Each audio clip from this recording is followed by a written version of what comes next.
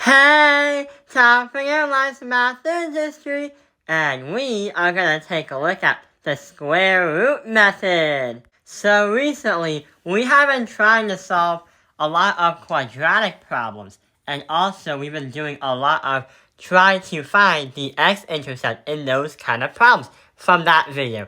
But in this scenario, what we could do is let's try to start solving this problem out and see what happens. So remember we had x and x. What we have to do is have two parentheses that will get us two x-intercepts. What we could do is x plus 7 and x minus 7. Because x and x is x squared, and 7 is 49, but a positive and negative is negative 49.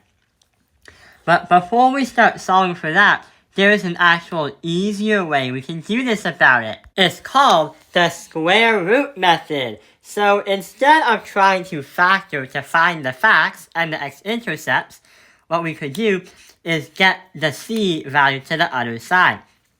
Meaning that we can now square root both of them and get to our final answer.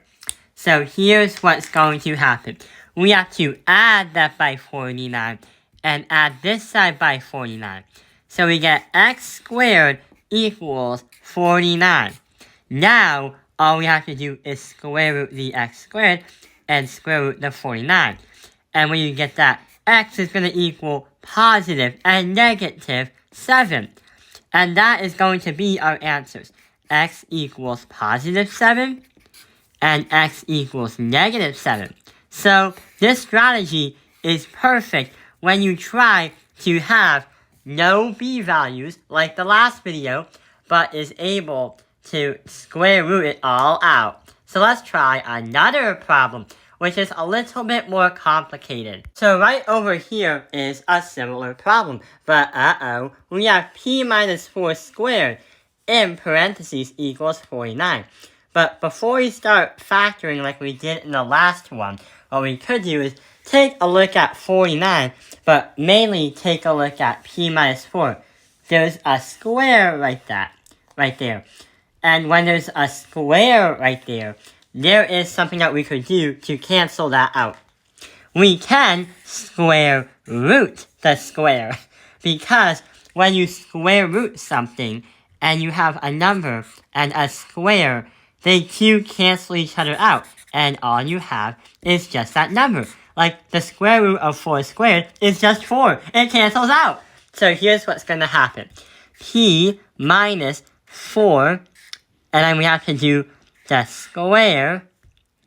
P minus 4 is just P minus 4. Is going to equal to the square root of 49. We have to do the square root of 49.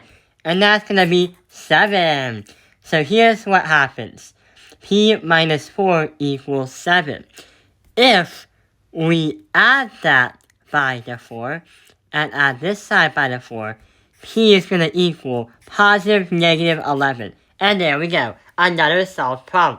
But there's one more problem that we are going to do. And sure enough, it's the hardest out of all of them. So there are more numbers on the field. Before we can square root anything, we have to put all the numbers and the variables in different sides of the equal sign. So minus by 1 and minus by 1. So negative 2x squared is going to be equal to negative 7. Divide this side by negative 7 and divide this side by negative 2 and divide that by negative 2. And we get x squared equals positive 7 over 2. What can we do to do positive 7 over 2? Well, if we square root this and square root that, here's what's going to happen. X is going to equal positive or negative square root 7 over 12. And that's our final answer. So the square root method is very helpful when you have no b value, but also helpful if you don't like factoring. I hope this video has helped you understand the square root method. Thank you for watching Tao Penguin Line's Math Industry. Like and subscribe.